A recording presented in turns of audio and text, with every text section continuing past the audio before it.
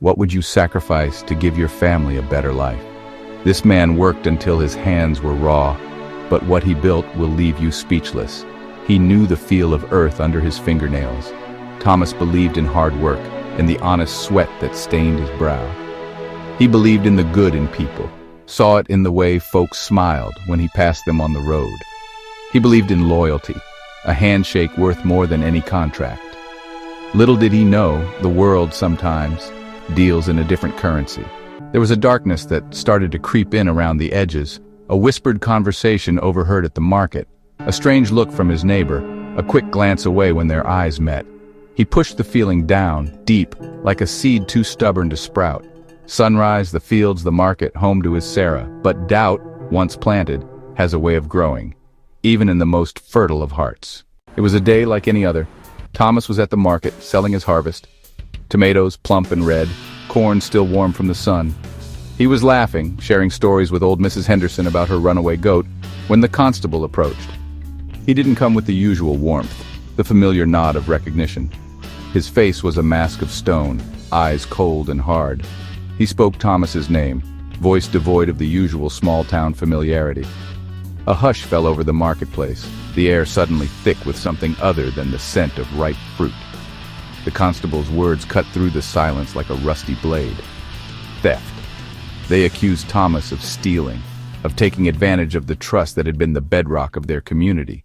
Denials tumbled out, stumbled over each other in his haste to explain. He was a simple farmer, his life an open book. He had no need to steal. But the constable, unmoved, produced a witness, a man Thomas had always considered a friend. His friend's eyes were averted, a tremor in his voice as he recounted a fabricated tale. Lies woven together with the precision of a practiced liar. The constable moved with a practiced efficiency, metal glinting cold and unforgiving in the afternoon sun. Shackles. He was dragged away, protest dying in his throat, his pleas lost in the growing din of the marketplace. The cell door clanged shut with a finality that echoed the despair blooming in Thomas's chest. Iron bars, cold and unyielding, stood between him and the world he knew. The air hung heavy with the stench of sweat, fear, and something else he couldn't quite place. He sat on the edge of the cot, hard and unforgiving. The world outside, the world he'd known since birth, felt a million miles away. He was innocent. But innocence, he was beginning to realize, was a whisper against the roar of accusation.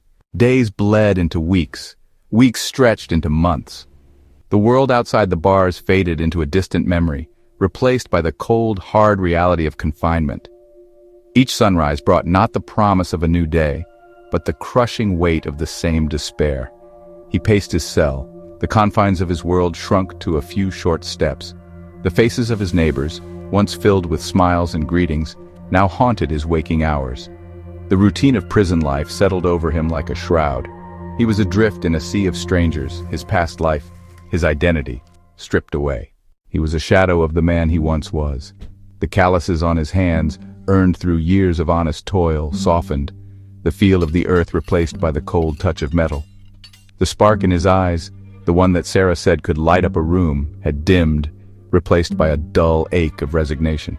He heard the whispers, the rumors that swirled around him like dust devils in a dry field. Crazy Tom, they called him, their voices tinged with a mixture of fear and pity. He was a pariah, avoided by the other inmates, his presence an unwelcome reminder of the darkness that lurked beneath the surface of their shared humanity. The guards, hardened by years of witnessing the worst of human nature, treated him with a detached indifference that was more painful than outright cruelty. One day, a new inmate arrived.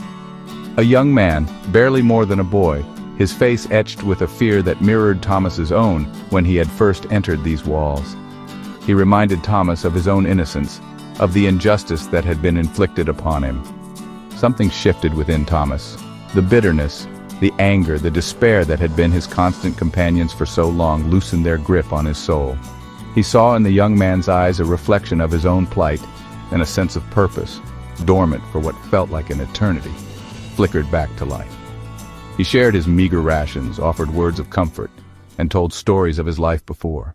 One evening, as the light faded and the shadows in his cell grew longer, the air grew colder and the silence more profound. The guard approached, his keys jangling a discordant melody that echoed through the empty halls. He stopped at Thomas's cell, a look of surprise momentarily flickering across his usually impassive face, as if he had seen a ghost. "Thomas," he grunted, his voice gruff but not unkind. "You got a visitor." It wasn't Sarah, the only person Thomas had hoped to see. Visitors were rare, and the privilege had long been denied to him, making this moment even more surreal. He shuffled to the bars, his heart pounding with a mixture of anticipation and dread, each step feeling heavier than the last. There, standing awkwardly in the dimly lit corridor, was the lawyer, the one assigned to his case, the one who had barely met his gaze during their brief encounters, now looking more uncomfortable than ever. He held out a letter, the paper creased and worn, the ink slightly smudged, as if it had traveled a long way to reach him. "This came for you," he said, his voice devoid of emotion, yet carrying a weight that Thomas could feel. Thomas took the letter, his fingers trembling slightly, the anticipation almost unbearable. He turned it over in his hands, his name scrawled across the front in a familiar hand, a hand he hadn't seen in years.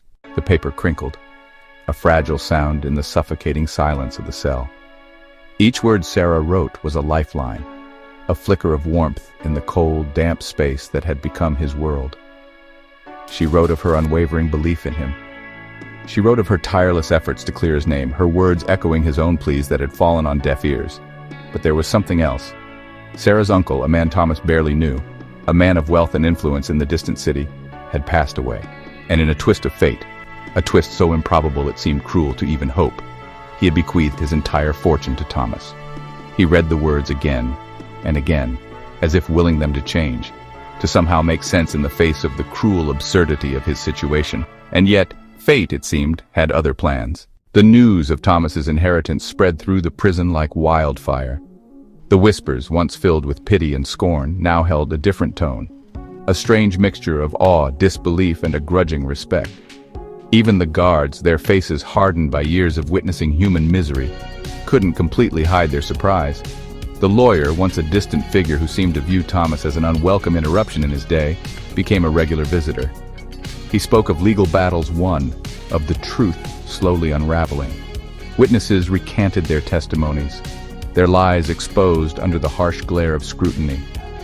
The friend who had betrayed Thomas, his eyes downcast and his voice a mere mumble, confessed to his perjury. The day they came to release him, the sun seemed to shine brighter. The air, normally thick with the stench of despair and unfulfilled dreams, crackled with an unfamiliar energy. He walked out of the prison gates, his steps light, his head held high, a free man. The world that greeted him was both familiar and alien. The familiar sights and sounds of his small town, once a source of comfort, now held a bittersweet edge. The faces of the townsfolk, once filled with suspicion and judgment, now held a mixture of shame and apology. He saw Sarah waiting for him. The inheritance, once a cruel joke, a glimmer of hope in the darkest of times, became his redemption. He used it wisely, rebuilding his life, clearing his name, and helping those who had been wronged by the same broken system that had imprisoned him. He built a community center, a place of learning and healing, a testament to the power of forgiveness and the enduring strength of the human spirit. He became a beacon of hope, a living reminder that even in the darkest of times, light can emerge. The whispers followed him. Of course they did. How could they not? Thomas, the disgraced farmer, now Thomas the benefactor, the man touched by unexpected fortune. But the whispers no longer stung. They were like the wind through the trees, a natural part of the world he now inhabited.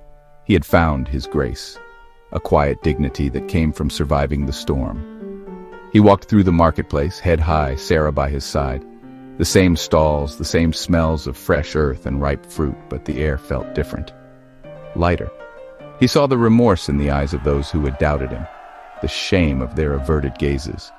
He offered a nod, a small smile. Words spread quickly about his return to farming.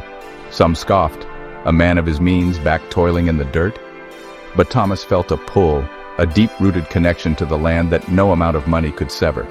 He hired help, young men eager to learn the ways of the earth, their faces free of the cynicism that had clouded the eyes of his accusers. The land responded to his touch. The crops flourished, abundant and vibrant, a testament to the enduring power of nature and the resilience of the human spirit. The fields became his sanctuary, a place where the whispers of the past were drowned out by the symphony of life unfolding around him. The harvest that year was bountiful, overflowing with the fruits of his labor. The fields were a testament to his dedication and hard work, each plant a symbol of his perseverance. He sold his produce at the market, his prices fair, his smile genuine. The community trusted him, knowing that every item he sold was grown with care and integrity. But he also gave back to the community that had both wronged him and welcomed him back with open arms. His generosity knew no bounds, and he found joy in seeing others thrive. He donated generously to the local food bank, ensuring that no one went hungry. His contributions were a lifeline for many, a beacon of hope in times of need. He established a scholarship fund, giving the gift of education to those who couldn't afford it. His vision was to empower the next generation, to give them opportunities he never had. He became known as the Sower, not just for the seeds he planted in the earth, but for the seeds of kindness, compassion, and hope that he scattered throughout the community. His legacy was one of growth and renewal. He had taken the bitter harvest of betrayal and transformed it into something life-giving, something that nourished not just the body but the soul. His actions spoke louder than words, healing wounds that ran deep. He never forgot the lessons learned in the darkness of his cell. Those moments of solitude had shaped his character, teaching him resilience and patience. He never forgot the feeling of the cold metal bars against his skin, the weight of injustice crushing his spirit. The memories were a constant reminder of the past he had overcome. But he refused to let those memories define him. Instead, he used them as fuel to drive his mission, to create a better future for himself and others. He chose to see his experience as a crucible, a trial by fire that had forged him into a stronger, more compassionate man. His journey was one of transformation, turning pain into purpose. He had known true poverty, the kind that stripped a man bare, not just of his possessions, but of his dignity, his hope, his very sense of self. But he had also known true wealth, the kind that filled his life with purpose, love, and the deep satisfaction of knowing he was making a difference. He sat on his porch at the end of a long day, Sarah by his side, a mug of her chamomile tea warming his calloused hands. The setting sun painted the sky in hues of orange and purple, casting a warm glow over the fields that stretched out before him like a patchwork quilt. He was home. He was whole.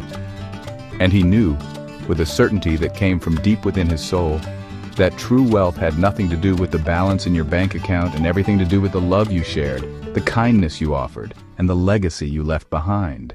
Thomas's story ain't about the money, no sir. It's about something much deeper, something that touches the very soul.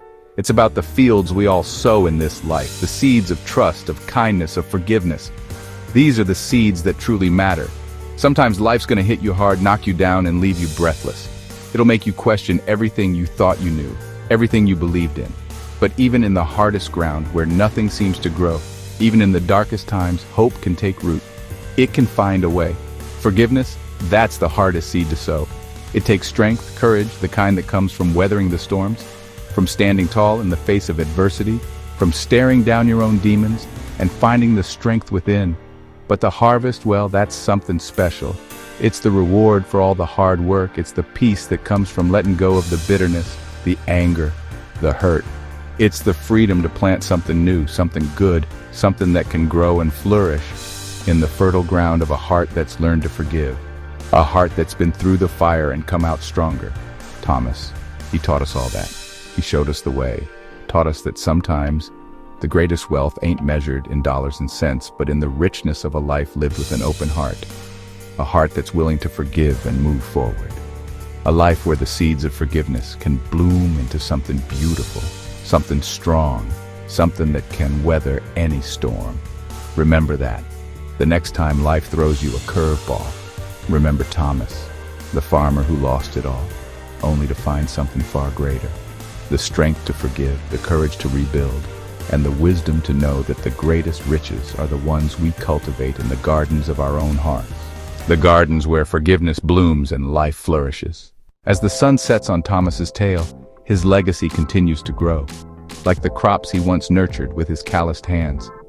His story of forgiveness and resilience has planted seeds in our hearts, seeds that remind us of the power of hope, the strength of the human spirit, and the beauty of an open heart.